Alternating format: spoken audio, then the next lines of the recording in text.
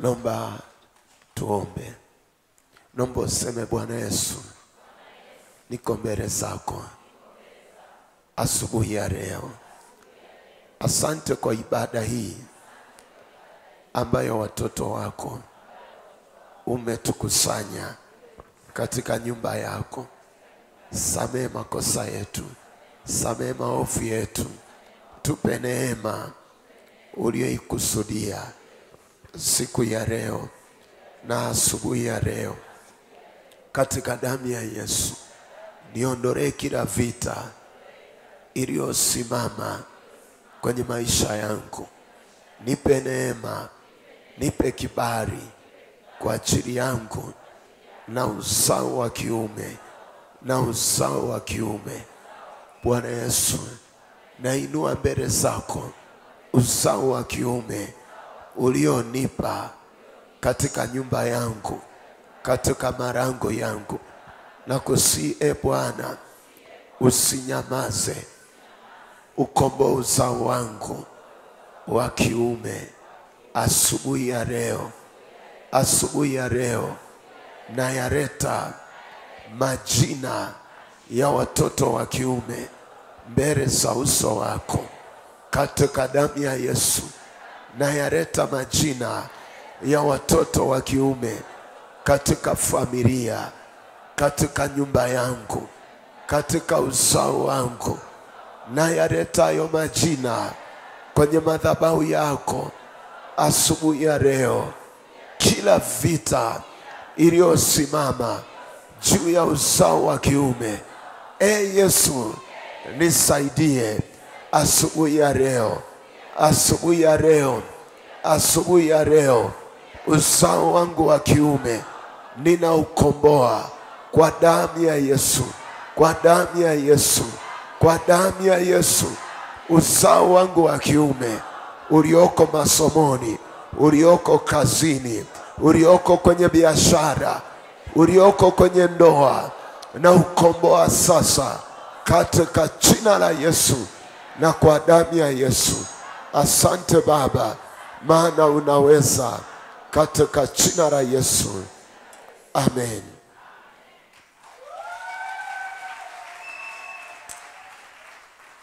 Hebu nianze kwa jambo hili. Andika kama una mahali pa kuandika. Maombi ya kutambua vita ya ardhi kwa uzao wa kiume na uzao wa kike.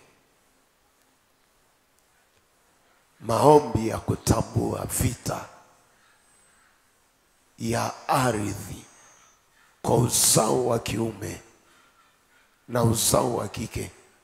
Japo nitawekea mkazo mkubwa kwenye uzao wa kiume. Maombi ya kutambua vita ya ardhi kwa uzao wa kiume.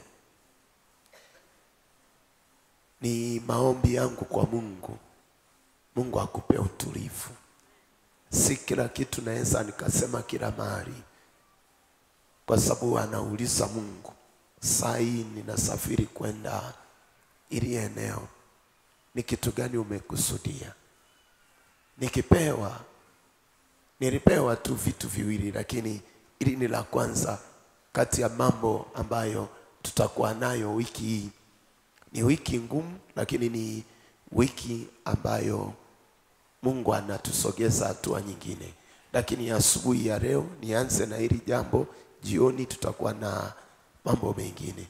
Maombi ya kutambua vita ya ardhi kwa uzao wa kiume na uzao wa kike. Kila ardhi imebeba vita kwenye eneo fulani. Kuna vita, kuna ardhi ambayo imebeba vita ya uchumi. Kuna ardhi ambayo imebeba vita ya mauti. Kuna ardhi ambayo imebeba vita ya magonjwa. Lakini asubuhi ya leo unaweza ukaona vita kwa uzao wa kiume. lakini ujui hiyo vita inasukumwa kutoka wapi.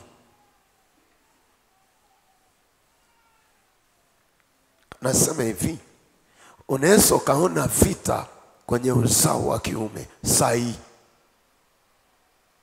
Kuna mwingine sahi napozungumza uzao wako wa kiume uko kwenye vita hivi ninavyozungumza, na ana ujasiri wa kuja ibadani, lakini hana ushuhuda juu ya uzao wake wa kiume.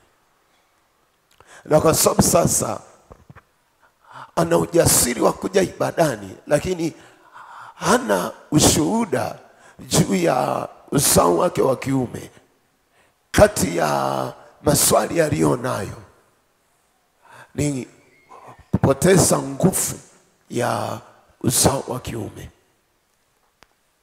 Ninapozungumzia uzao wa kiume, uzao wa kiume ni baba. Yaani ninaposema baba kwenye ukoo, ninaposema baba kwenye kanisa, ninaposema baba kwenye jamii, sema amen. Ukipoteza mwanaume, umepoteza vitu vingi sana kwenye familia. Au mwanaume akiharibikiwa, vitu vingi sana vimeharibika katika familia. Kwa usipojua kwamba hii vita nilio nayo,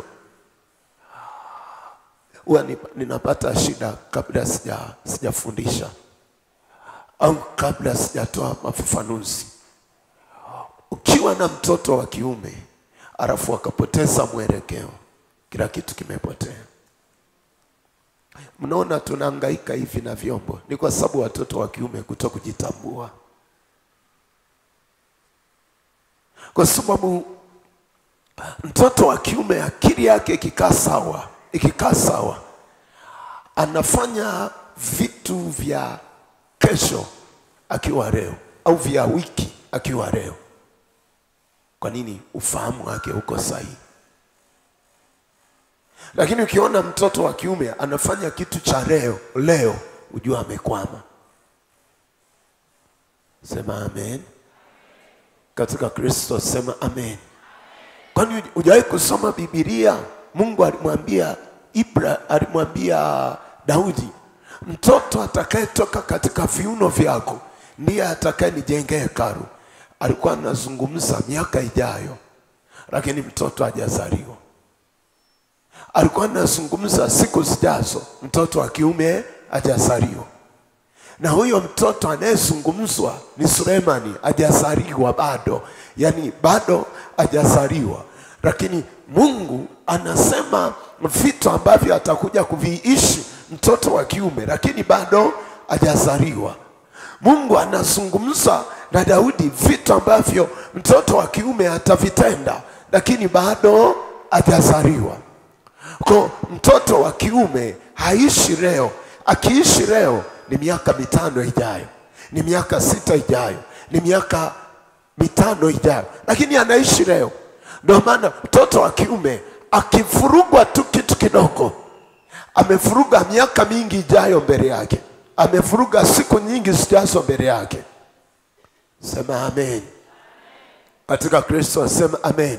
Mimi nakumbuka enzi hizo, wamama wa kiume wenye akili miaka hiyo, alikuwa anazungumza na katoto ka kiume kama vile ana nyumba, kama vile ana gari. Anasema, ukua mwanangu unijengee nyumba, ukua mwanangu unifanyie hivi, ukua mwanangu kanifanyie hivi, ukua mwanangu kanifanyie hivi. Yani anazungumza na mtoto kana kwamba ni mtu mzima, lakini ni mtoto. Anachoona ni baba. Na kama ni baba, anajua baba anajenga, anajua baba ananunua gari, anajua baba ana maisha, anajua baba na kila kitu. Kwa anazungumza na katoto kana kwamba ameshafika miaka 20 ijayo, lakini bado hajafika. Anazungumza nako ni katoto. Haleluya. Katika Kristo, haleluya. Sasa angalia, mara nyingi ardhi inaweza ikafanya vita na mtoto wa kiume. Kwa nini? Kupoteza urithi, kupoteza nguvu ardhi inafanya vita na mtoto wa kiume sai, kumuondolea nguvu, kumuondolea utawala, kumuondolea urithi. Sema amen. Katika Kristo sema amen. Angalia kile kitabu cha Luka sura ya 10. Luka sura ya 10 mstari wa 5 mpaka wa 6. Luka sura ya 10 mstari wa 5 na wa 6. Neno la Mungu linasema hivi: na nyumba yoyote mtakaingia, semeni kwanza amani iwemo nyumbani humo, na akiwako mwana wa amani, amani yenu itamkaria; la hayumo, amani yenu itarudi kwenu. Bwana Yesu asifiwe. Hapo anazungumza ni ardhi, lakini ametumia nyumba. Kwa angalia, ardhi ikibeba amani inawafanya watoto wa kiume kufanikiwa, lakini ardhi isipobeba amani inafanya watoto wa kiume kutokufanikiwa. Nasema hivi, ni Yesu alikuwa ametuma wanaume, ni wanafunzi walikuwa ni wako kama 70 hivi, lakini Biblia nasema alituma wawili, lakini kabla hawajaondoka alizungumza vitu vichache. Kumbuka hawa ni wanaume. Kwa anasema hivi, mkiingia nyumba yoyote tafuteni kwanza amani. Anasema akiwako Bwana wa amani, anasema kaeni humo.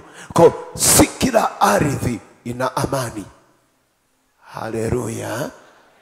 Katika Kristo sema amen. Nasema hivi, si kila ardhi ina amani. Sai naweza nikainua watu huko ndani nikasema, wangapi walipolala usiku wameota ndoto mbaya? Wangapi waliolala usiku wameota ndoto mbaya? Wengi watasimama, kwa sababu kuna wengine usiku walipolala, yani wamekutana na ndoto ngumu kiasi cha kwamba hata anapokuja kanisani, yani maswali mazito yako katika ile ndoto aliyoiota usiku. Sema amen. Kwa nini ameota ndoto mbaya? Amani haipo katika ile ardhi, na kwa sababu haipo katika ile ardhi, ardhi inakusemesha sina amani na wewe. Ardhi inakwambia sina amani na wewe, na kwa sababu haina amani na wewe, kitu gani imekuinulia? Imekuinulia vita usiku ulipokuwa umelala, imekuinulia uharibifu ulipokuwa umelala. Na kwa sababu imekuinulia uharibifu, kitu gani kimetokea? Ule uharibifu umekuja katika ulimwengu wa roho wa kwako, na ulimwengu wa roho wa kwako ni hizo ndoto mbaya ulizoziota usiku. Hiyo ni ishara kwamba kwenye ardhi yako amani haipo. Sema amen. Katika Kristo sema amen. Angalia kile kitabu cha Wakorinto, Wathesalonike sura ya Wathesalonike wa kwanza sura ya 5. Wathesalonike wa kwanza sura ya 5. Neno la Mungu linasema hivi, Wathesalonike wa kwanza sura ya 5 ule mstari wa 13. Neno la Mungu linasema hivi,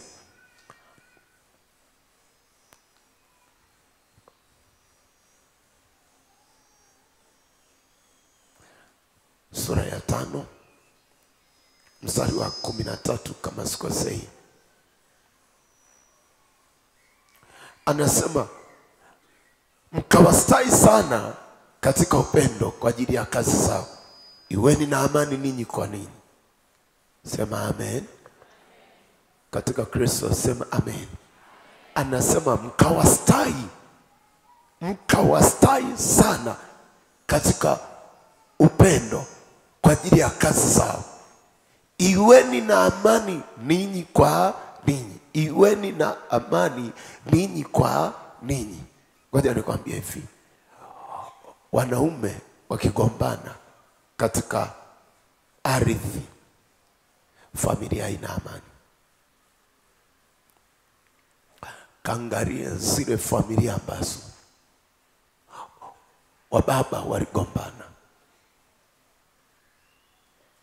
au babu waligombana. Ukienda kwenye hizo familia mpaka sasa, ukitafuta amani uikuti. Kaangalia zile familia ambazo hawaongei, waliotangulia kugombana ni wanaume. Sema amen. Kaangalia zile familia ambazo waliuana ni wanaume. Ni wanasoma hata kwenye Biblia, kizazi cha Yakobo na kizazi cha Esau ni familia ambazo hata wamekufa hawa jamaa, lakini vizazi vyao havikuwa na amani. Wanaume waligombana. Kwa Biblia inaposema mkawastahi katika kazi zao, mkawastahi katika kazi zao, alafu anasema iweni na amani ninyi kwa ninyi. Ngoja nikwambie, waliobeba amani ya familia ni wanaume. Sema haleluya. Katika Kristo nasema haleluya.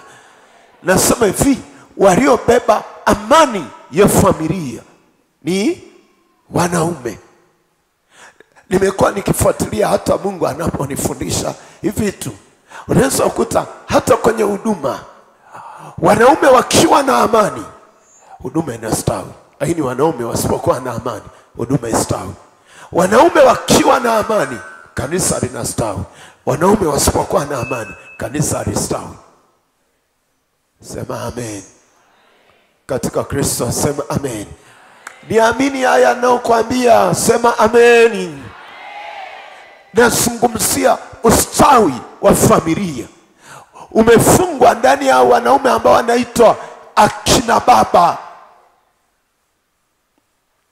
Ndio maana baba kifuruga, yani familia itaishi, lakini itakuwa vipande vipande. Kuna mama mmoja alikuwa ananiambia, tulikuwa tunasuluhisha kesi, akaniambia, wewe mwanamke, alikuwa anamwambia mwanamke, akamwambia hivi, tofautisha kati ya sauti ya mwanamke na sauti ya mwanaume. Haleluya. Kuna mtu hajaelewa? We, nasema hivi, tulikuwa tumekaa tunasuluhisha kesi kati ya mwanaume na mwanamke, lakini huyu mwanamke alimwambia mwanamke mwenzake, tofautisha sauti ya mwanamke na sauti ya mwanaume. Sasa sijajua, kwa sababu nilikuwa tunazungumza na mtu ambaye ana uwezo, lakini anamwambia mwanamke mwenzake, tofautisha sauti ya mwanaume na sauti ya mwanamke. Sema amen. Dada mmoja aliwahi kuniambia, akasema hivi, nikamuuliza, unataka uolewe na mwanaume wa aina gani? Akaniambia, nataka kuolewa na mwanaume anayesikika. Nikamuuliza, anayesikika yukoje? Akisema nitatii. Kwa kumbe kuna mwanaume akisema mke wake hatii. Kwa nini? Sauti yake haina nguvu. Na kwa sababu sauti yake haina nguvu, haiwezi kutengeneza amani. Haleluya. Nasema haleluya. Katika Kristo nasema haleluya. Kwani hujawahi kuona mama anasema nitamwambia baba? Ndosa mtoto inabidi atengeneze na mama ili asije akamwambia baba. Haleluya.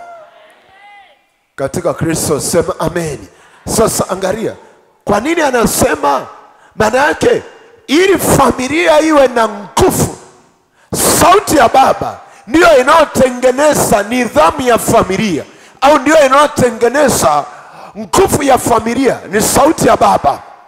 Kwa ukiondoa sauti ya mwanaume, umeondoa amani ya familia. Kwa sababu huyu mtoto kuna mtu haelewi Kiswahili hapa. Nasema hivi, nikizungumza mimi mbele ya watoto wangu ni tofauti na mke wangu akizungumza mbele ya watoto wake. Hata wewe ulivyo hivyo, pamoja na kazi ulionayo, ukizungumza na watoto wako ni tofauti na mume wako anapozungumza na watoto wake. Na huwezi kujua kwa nini Mungu aliweka vitu vya namna hii. Kwa sababu huyu baba akizungumza utisho wake ni mkubwa, tofauti na mama akizungumza, lakini wote ni wazazi. Haleluya. Nasema haleluya. Mimi nakumbuka, sijui wababa wa saizi wamepoteza nguvu, lakini nakumbuka baba akizungumza kwenye familia wote tulikuwa tunanyamaza kimya, na kuna saa akizungumza tunatafutana huko ndani, ujui mahali pa kutokea, baba ameingia. Kuna saa kama mlikuwa mnacheka, baba akiingia jikoni hamna namna ya kuendelea kuzungumza, mnanyamaza kimya. Sauti ya baba, utisho wa baba, ninazungumza huyu mwanaume. Ndio maana Biblia inasema Yesu alikuwa anawatuma wanaume, lakini alipowatuma, lakini huyu Yesu anasema iweni na amani ninyi kwa ninyi. Wanaume wakisema yameisha, amani inatokea. Sema haleluya. Katika Kristo haleluya. Katika Kristo haleluya. Nasema tena haleluya. Nasema tena haleluya. Jambo la kwanza, tambua nguvu ya kiroho katika ardhi uliopo au uliotoka, ili upate kustawi wewe na uzao wa kiume. Tambua nguvu ya kiroho katika ardhi uliopo au uliotoka, ili upate kustawi wewe na uzao wa kiume. Tambua nguvu ya kiroho katika ardhi uliopo au uliotoka, ili upate kustawi wewe na uzao wa kiume. Tambua nguvu ya kiroho. Wazazi wenye hekima wanajua kutofautisha kati ya nguvu iliyoko ya kiroho kwenye chumba anacholala mtoto wa kiume na chumba anacholala mtoto wa kike. Ukiingia vivyumba havifanani nguvu ya kiroho. Sema haleluya. Au mzazi anayeombeaga chumba cha watoto wa kiume na mzazi anayeombea chumba cha watoto wa kike, mapambano yake hayafanani. Unaweza kukuta ukiingia kwenye chumba cha watoto wa kike kwamba nguvu yake ya vita ni ndogo, lakini ukiingia kwenye chumba cha watoto wa kiume vita yake unakuta ni kubwa. Ni kama unapambana na mtu katika hicho chumba. Kwa nini? Huwa vita ya kiroho ili kumzuia mtoto wa kiume asistawi, vita yake inakuwa ni kubwa kuliko vita iliyoko kwenye chumba cha watoto wa kike. Sema amen. Sijui kama unaulizaga hata ndoto wanazoota. Unaweza kukuta unauliza mtoto wa kiume ndoto anazoota na mtoto wa kike ndoto anazoota ni vitu viwili tofauti. Kama ni vitu viwili tofauti, maana yake umepewa maombi ya aina mbili tofauti. Usijaribu kuwaombea sawa sawa, kwa sababu kiwaombea sawa sawa utachua uwezo wao wa kupambana vita. Haleluya. Nasema haleluya. Mimi sijui ni nani Mungu anamfungua ufahamu, lakini ni vita ilikuwa kubwa sana, hata tukuruhusu ni wafundishe kile ninachowafundisha sasa. Vita yake nakumbuka ilikuwa ni kubwa sana. Kwa nini nasema hivi? Nataka tuokoe yule mtoto wa kiume ambaye sasa kila anachokifanya kinavurugika, hakifanikiwi. kwa sababu yamkini amemaliza hata masomo, amemaliza hata kazi, lakini yamkini uko kwenye biashara, kila anachosukuma hakisogei, kila anachosukuma hakifanikiwi, kwa sababu hujawahi kutambua kiroho nguvu ya ardhi inaosukuma vita kwa watoto wa kiume ili wasifanikiwe, ili wasistawi. Unaweza tu hapo ulipojenga ndipo panapofanya mtoto wako wa kiume asifanikiwe, au kwenye ardhi ya familia iliyotoka unaweza ukajifunza sahihi kwamba inasukuma vita ili watoto wa kiume wasifanikiwe. Sema amen. Katika Kristo sema amen. Kwa mfano sahihi umezaa watoto wako wa kiume, jaribu kufuatilia shemeji zako, nguvu yao kiuchumi, au watoto wa kiume kutoka kwa wakwe zako, kufanikiwa kwao kukoje? Haleluya. Ninaeleweka mpaka hapo? Si umeolewa wewe ni mwolewaji, lazima utambue. Ukiona kule walikotoka shemeji zako au alikotoka mume wako kwenye eneo la kufanikiwa kama ni vita kwa watoto wa kiume kuliko watoto wa kike, maana yake anza kushughulika na ile ardhi kiroho, kwa sababu nguvu iliyoko kwenye ile ardhi inafunga uzao wa kiume, lakini itafunga pia na uzao wako wa kiume wasifanikiwe. Au kwenye ardhi uliojenga, tafuta wale waliowauzia hiyo ardhi, nguvu yao kufanikiwa ilikuwaje? Kwa sababu sahi unaweza ukaona kama mtaa labda wa kanisani, tafuta watoto wa kiume kwenye mtaa wa kanisani, uwezo wao wa kufanikiwa ukoje? Haleluya. Nasema haleluya. Ukiona wote ni warefi, ukiona wote ni wavuta sigara, manake uwe na uhakika nguvu ya ardhi kupambana na watoto wa kiume kwenye hilo eneo ili wasifanikiwe ni kubwa. Sema amen. Ninaeleweka mpaka hapo? Sema amen.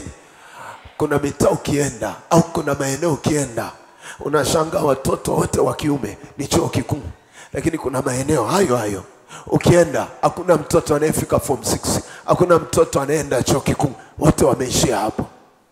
Manake nguvu ya kiroho kwenye hilo eneo la ardhi linapambana na kila mwanamume. Kwa hata katoto kako ka kiume ambako ni kadogo sahi, kako kwenye vita ya hiyo eneo. Haleluya. Kumbukumbu la Torati sura 18 mstari wa 9. Kumbukumbu la Torati sura 18 mstari wa 9.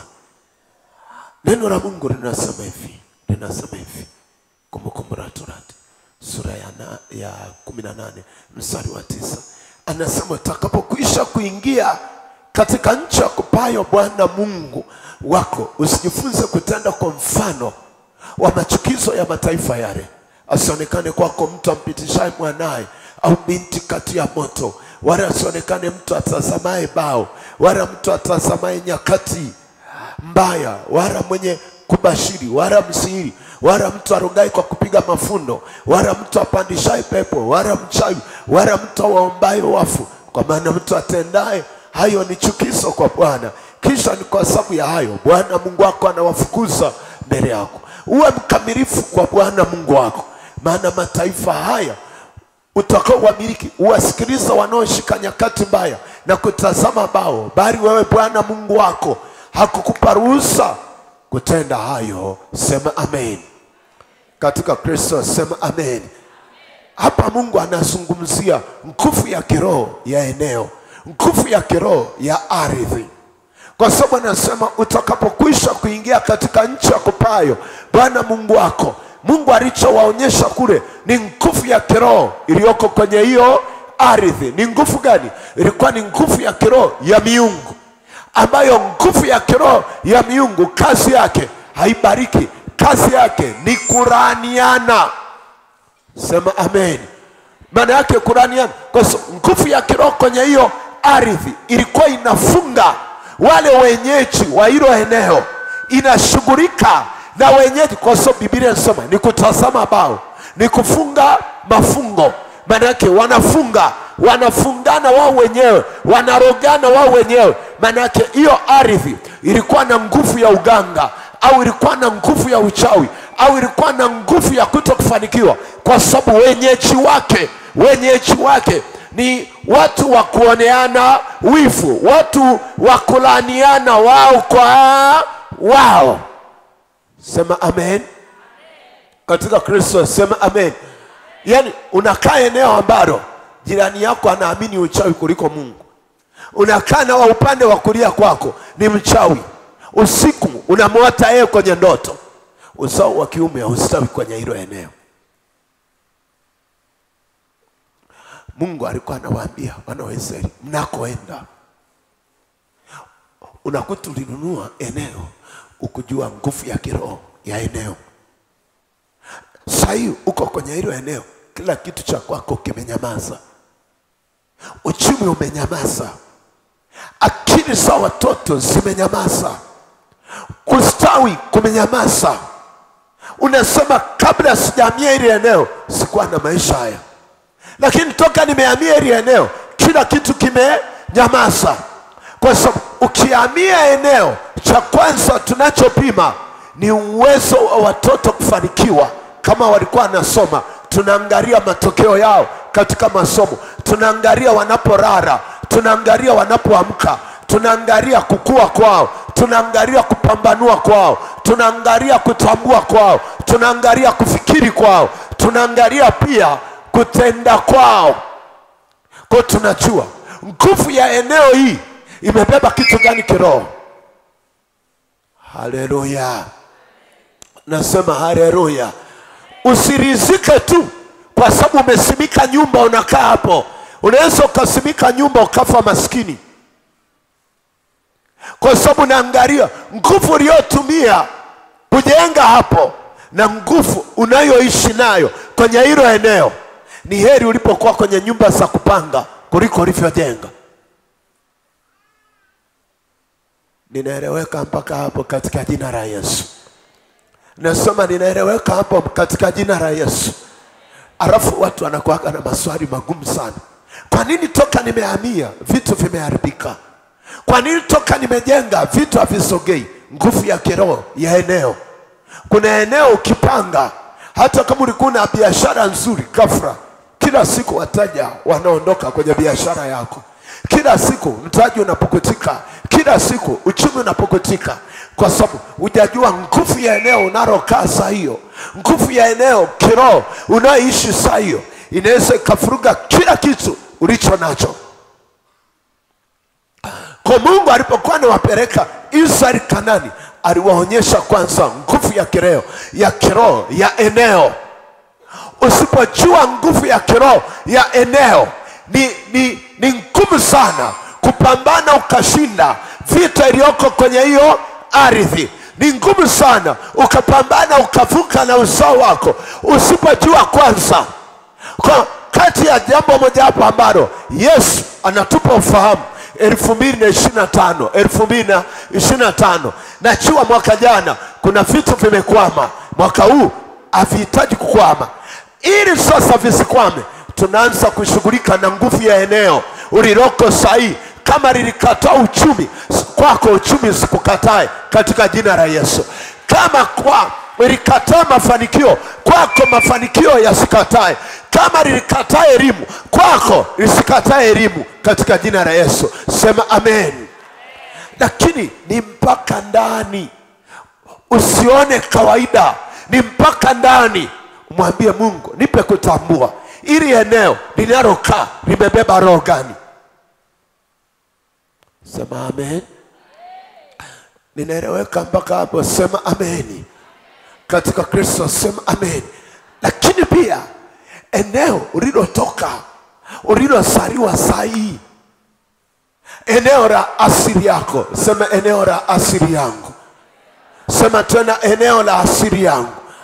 Maana yake ulikozaliwa sahi. Kwa sababu sahi kama unaota ndoto huko Tukuyu, maana yake asili ya kwenu haikubaliani na hiki unachokiishi Mbeya. Maana unararia Tukuyu, unaamkia Mbeya. Sema amen. Katika Kristo sema amen. Katika Kristo sema amen. Nasema eneo la asili ya kuzaliwa kwako linaweza likadiri na maisha yako, kwa sababu kila mtu ana eneo la asili ya kuzaliwa kwao. Kule ulikotokea ndo asili yako iliko. Kuna saa ili ufanikiwe lazima asili ya kwenu ikuachie. Sasa asili ya kwenu inakuajiaje? Ni kule ulikosoma shule ya msingi, ni kule uliko kuna cheza na wenzako, ni kule aliko baba na mama, ni kule kwenye migomba. Sai unaota huko kwenye migomba, hapa mjini una mgomba.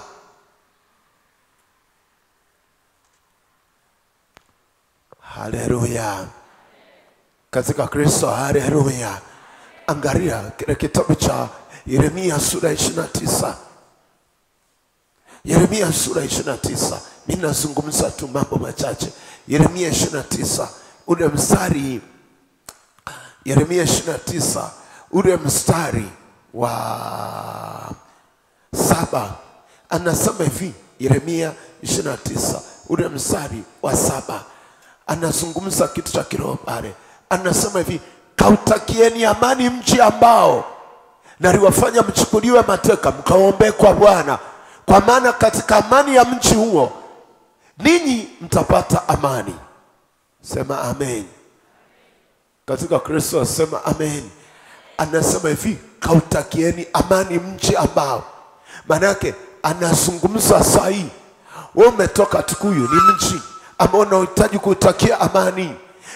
Ni mji sahi. Nikisema tunatubu kwa ajili ya ardhi uliyotoka, maana yake ni ule mji ambao ni asili ya kuzaliwa kwako. Kwa ule mji wa asili ya kuzaliwa kwako, unaweza ukakubariki mjini na ukabarikiwa, unaweza ukabarikiwa kazini na ukabarikiwa. Lakini mji wa asili ya kuzaliwa kwako, unaweza ukakataa maisha yako. Popote pale ulipo unajikuta ufanikiwi. Sema amen.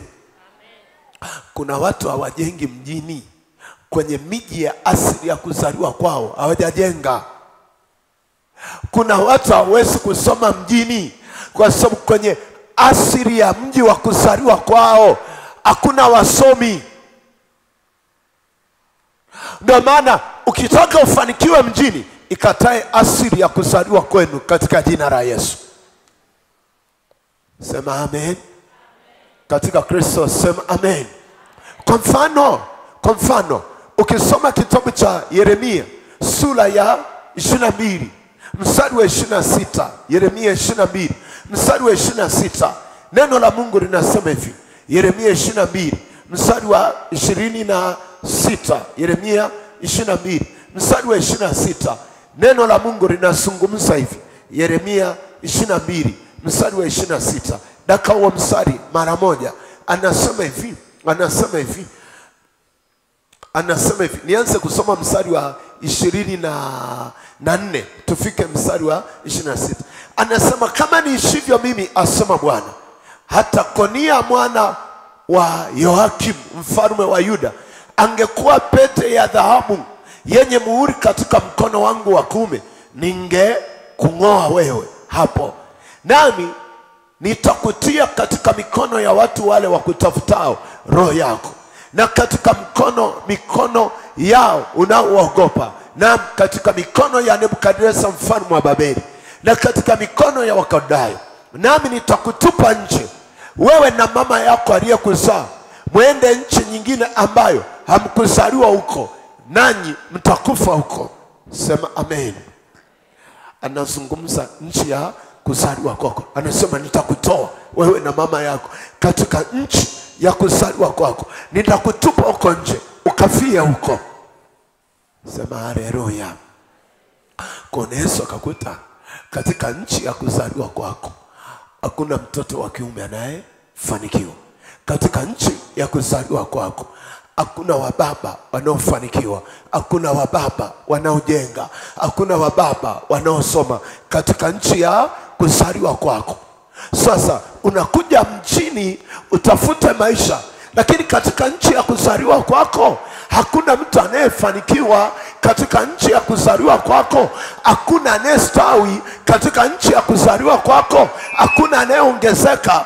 Angalia, maana yake katika nchi ya kuzaliwa kwako mliondolewa baraka, na kwa sababu mliondolewa baraka, chochote unachokifanya mahali popote hakiwezi kufanikiwa, kwa sababu nchi ya kuzaliwa kwako Mungu aliwakataa.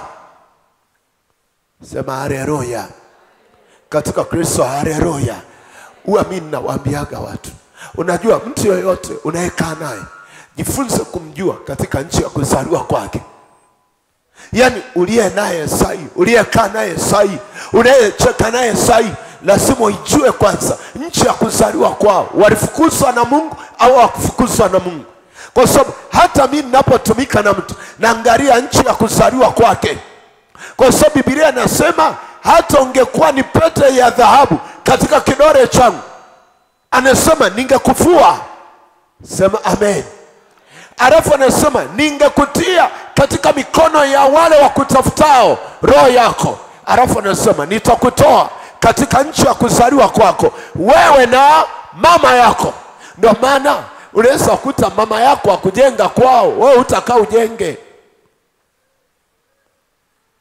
Sema haleluya katika Kristo, nasema haleluya. Sema nchi ya kuzaliwa kwangu. Sema tena nchi ya kuzaliwa kwangu. Sasa angalia, lazima uijue nchi ya kuzaliwa kwako imebeba hatima yako. Ndio maana wanasema yani kwao hawaishi miaka mingi nchi ya kuzaliwa kwao. Wanasema kwao huwa hawafanikiwi nchi ya kuzaliwa kwao. Kwao huwa hawafanyi hiki nchi ya kuzaliwa kwao. Kwao huwa hawafanyi hivi ni nchi ya kuzaliwa kwao. Kwao huwa kunatokea hivi na hivi ni nchi ya kuzaliwa kwao. Sasa lazima katika damu ya Yesu ukitaka uvuke vita ya uzao wa kiume, lazima ujue nchi ya kuzaliwa kwa mume wako ikoje, na nchi ulioko hapo imebeba vitu gani, kwa sababu ndivyo vinamfanya mtu atupwe nje ya kufanikiwa kwake. Sema haleluya. Sema haleluya. Angalia kwenye kile kitabu cha hicho Yeremia 22 mstari wa 29. Yeremia 22 mstari wa 29 anasema enchi lisikie neno la Bwana. Bwana asema hivi, andika habari za mtu huyu hana watoto, kwamba mtu huyu hatafanikiwa siku zake zote, maana hapana mtu katika wazao wake atakayefanikiwa. Akaketi katika nchi, akaketi katika kiti cha enzi cha Daudi na kutawala katika Yuda. Sema amen. Hii ni nchi ya kuzaliwa kwako. Nasema inayosemeshwa hapa ni nchi ya kuzaliwa kwa mtu. Kwa katika nchi ya kuzaliwa kwako, kama ilikataa maisha yako, hata ungefanya nini ufanikiwe. Hata ungefanya nini ufanikiwe, kwa sababu kutoka kwenye nchi ya kuzaliwa kwako kila kitu kilikataa. Haleluya. Ndugu zangu, nasema haleluya.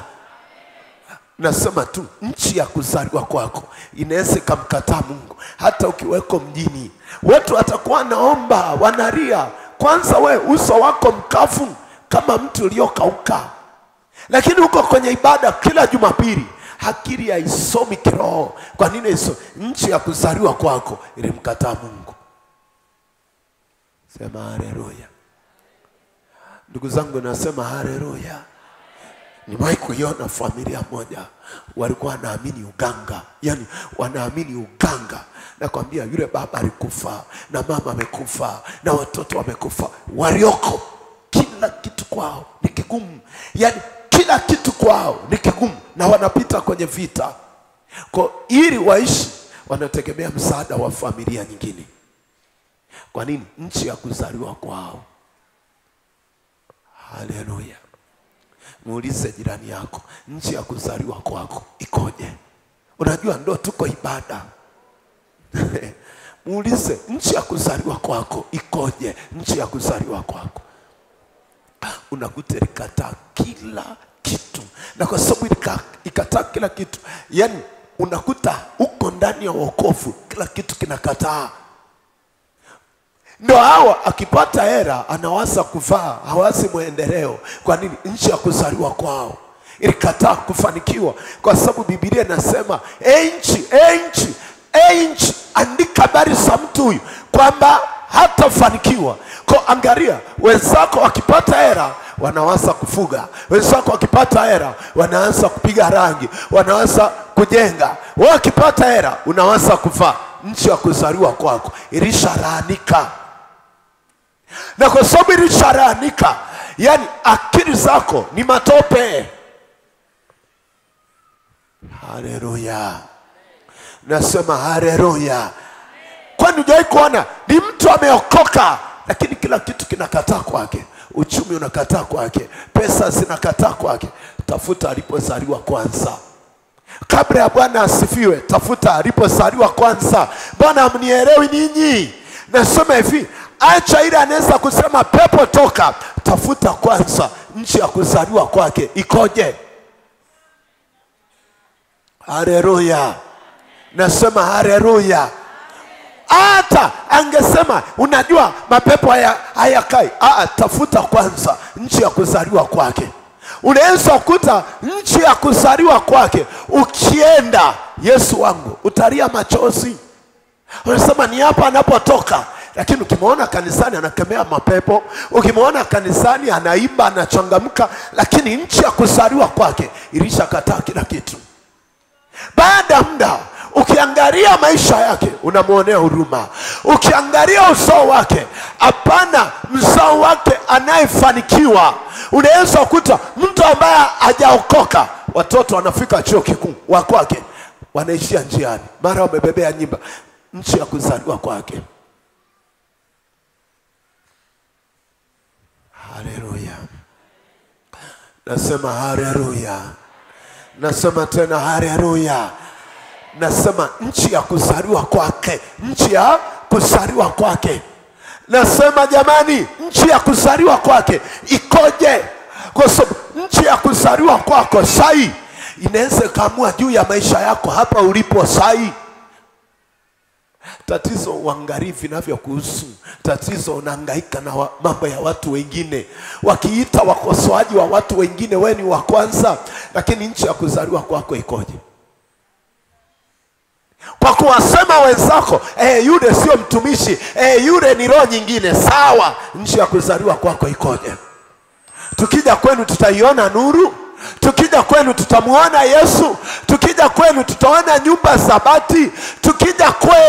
Tukija kwenu ulikozaliwa. Sai umekufa hapa, tunabeba maiti yako, tunaenda kwenu, tutaiona nuru.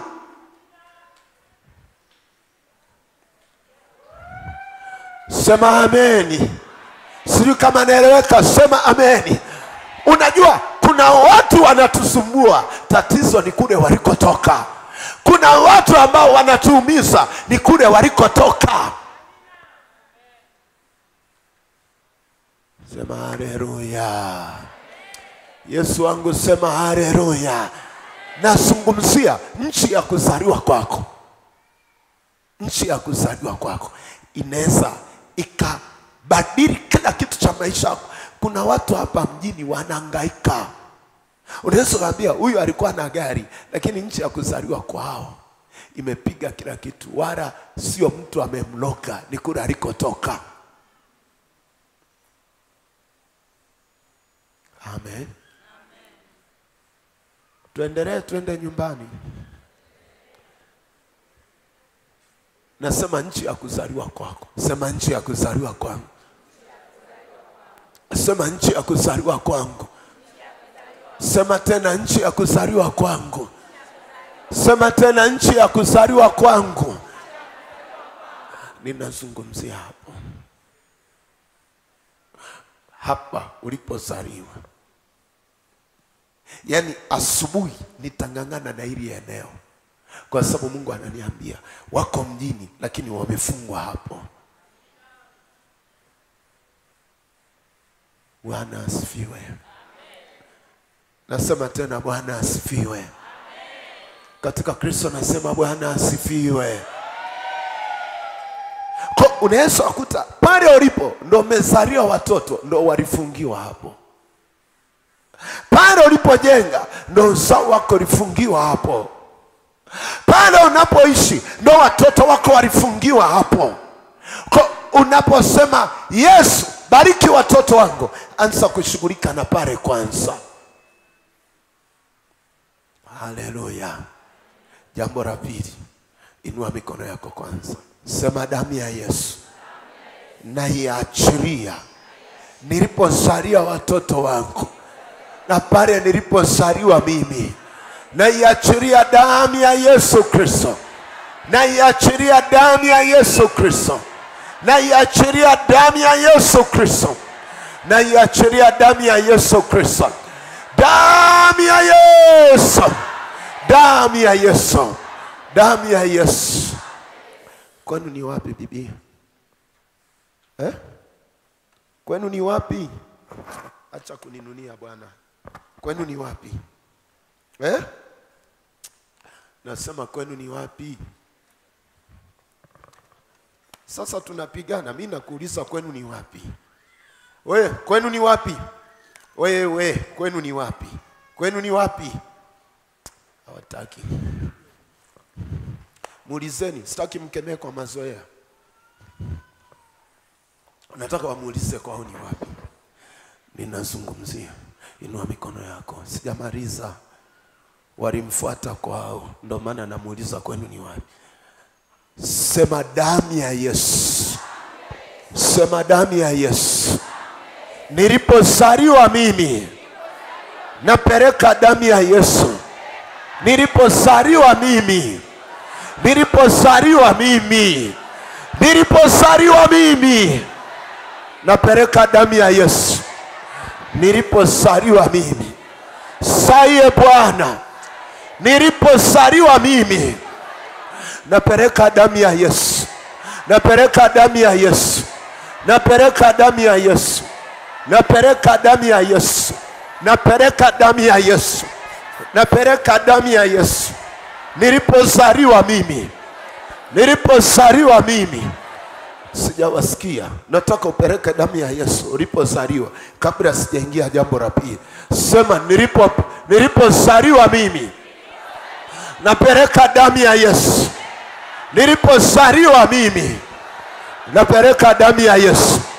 Sai ile asili ya ardhi ya wazazi wangu, ile asili ya ardhi ya wazazi wangu, napeleka damu ya Yesu. Napeleka damu ya Yesu. Ndipo palipo na maisha yangu, ndipo palipo na hatima yangu. Naita damu ya Yesu. Sai, sai, sai, sai. Naita damu ya Yesu. Naita damu ya Yesu. Wamenifungia kwenye ardhi ya kuzaliwa kwangu. Wamefungia maisha yangu. Na kitovu changu kilikatwa kwenye hiyo asili ya kuzaliwa kwangu. Ardhi ya asili ya kuzaliwa kwangu. Achia maisha yangu. Achia uzao wa kiume. Achia uzao wa kiume. Achia. Sai. Sai. Sai. Sai. Sai. Sai Yesu. Yesu. Sai. Naachilia damu ya Yesu kwenye asili ya ardhi ya kuzaliwa kwangu. Yesu, nisaidie sai. Inua mikono yako. Mungu, naomba wasaidie watoto wako. Wewe umenituma na ukaniambia asili yao imekamata maisha yao. Ninaachilia damu ya Yesu. Ninaachilia damu ya Yesu. Si umtoe tu yule mama, si mtoe tu yule binti. Yesu, si umtoe huyo binti. Umtoe huyo binti Yesu. Yesu mtoe huyu binti, Yesu mtoe huyu binti, Yesu mtoe huyu binti kwenye ile asili ya wazazi wake. Mtoe, mtoe Yesu, mtoe, mtoe Yesu, mtoe, mtoe Yesu, mtoe, mtoe Yesu, mtoe, mtoe Yesu, mtoe, mtoe Yesu, mtoe, mtoe Yesu. Yesu naomba mtoe. Inua tu mikono. Kuna mtu anatolewa, ninaona ni vita kubwa, lakini Yesu anamtoa. Yesu usimwache, usimwache, usimwache. Yule aliyoko kwenye ndoa lakini hazai, yuko kwenye ndoa lakini hazai, yuko kwenye biashara, biashara sifanikiwi, natuma damu ya Yesu, ile asili mwachie sahi, sahi Yesu, ile asili imwachie, imwachie, iachie mikono yake. Toka kwenye mikono yako, hiyo mikono walioifunga kwenye hiyo ardhi. Naita damu ya Yesu, naita damu ya Yesu, naita damu ya Yesu. Hiyo mikono walioifunga kwenye ardhi, walioifunga kwenye ardhi, walioifunga kwenye ardhi, napeleka damu ya Yesu. Wamekufungia kwenye ardhi uliozaliwa, kila unachokifanya akifanikiwi, kila unachokifanya akifanikiwi, kila unachokifanya akifanikiwi. Achia mikono yake. Kulikoni na nyinyi nafanya vitu kiuzembe? Inua tu mikono. Yesu akuvushe, Yesu akuvushe. Ondoka huko ndani, ondoka huko ndani, ondoka huko ndani. Toka haraka kwa damu Yesu, kwa damu Yesu, kwa damu Yesu, kwa damu ya Yesu. Ngoja tuende jambo la pili. Inua tu mikono yako, nipite hapa. Ile asili ya kwenu ikuachia mwanangu. Toka, toka, toka, toka, toka. Mnakemea,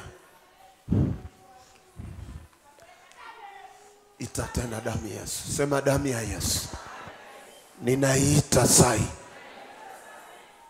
Inua tu mikono yako. Nyie mnaorinda ardhi ya familia yao, nyie mnaorinda ardhi ya familia yao, mmeilinda hiyo ardhi ya kuzaliwa kwake, ili nafsi yake isitoke, ili nafsi yake isitoke, ili nafsi yake isitoke, ili nafsi yake isitoke, ili nafsi yake isitoke. Naituma damu ya Yesu. Merinda hiyo ardhi, merinda hiyo ardhi, merinda hiyo ardhi, merinda hiyo ardhi. Huyo mtu kila siku yuko Tukuyu, yuko Tukuyu kwenye ulimwengu wa roho na ndoto. Tunamtoa uko Tukuyu sasa kwa damu ya Yesu Kristo. Tunaifungua Tukuyu, iondoke kwenye nafsi yako. Tunaifungua Tukuyu, iondoke kwenye nafsi yako. Tunaifungua Tukuyu, iondoke kwenye nafsi yako. Tunaifungua Mbozi, iondoke kwenye nafsi yako. Damu ya Yesu Kristo wa Nazareti aliye. Naita damu ya Yesu, naita damu ya Yesu, naita damu ya Yesu, naita damu ya Yesu, naita damu ya Yesu, naita damu ya Yesu, naita damu ya Yesu, naita damu ya Yesu, naita damu ya Yesu, naita damu ya Yesu. Inua mikono, tuende jambo la pili. Sema damu ya Yesu na ibaki kuishi ndani yangu. Damu ya Yesu na ibaki kuishi ndani yangu, ndani yangu sahi, ndani yangu sahi, ndani yangu sahi. Naita damu ya Yesu, damu ya Yesu Kristo, damu ya Yesu Kristo, damu ya Yesu Kristo, damu ya Yesu Kristo, damu ya Yesu Kristo, damu ya Yesu Kristo, damu ya Yesu Kristo, damu ya Yesu Kristo, damu ya Yesu Kristo, damu ya Yesu Kristo. Inua mikono. Twende la pili, si ndio? Twende la pili. Fanyeni faster John, mbona unashangaa? Angalia kule watu wamezidiwa. Sema damu ya Yesu. Sema tena damu ya Yesu. Sema tena damu ya Yesu. ile ardhi ya kwetu na iachie maisha yangu, na iachie maisha yangu. Ardhi ya kwetu imeshughulika sana na maisha yangu, lakini leo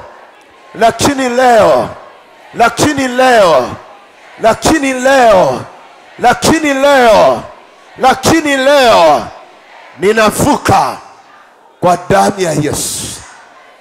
Tende jambo la pili. Wapelekeni kule niombe, nifundishe jambo la pili. Jambo la pili, sema jambo la pili. Sema tena jambo la pili. Tutangangana wiki hii, sema jambo la pili. Tambua vita ya kiroho iliyopo katika ardhi kwa ajili ya watoto wa kiume na kuiondoa. Tambua vita ya kiroho iliyopo katika ardhi kwa ajili ya watoto wa kiume na kuiondoa. Ujawahi kuona kwenye familia watoto wa kiume wanagombana tu? Haleluya. Dada zao ndio wanaoambukizwa. Unaweza ukasema kaka ni mbaya, lakini kaka sio mbaya. Unaweza ukasema kaka fulani ni mbaya, sio mbaya. Ni vita ya kiroho iliyoko kwenye ardhi yenu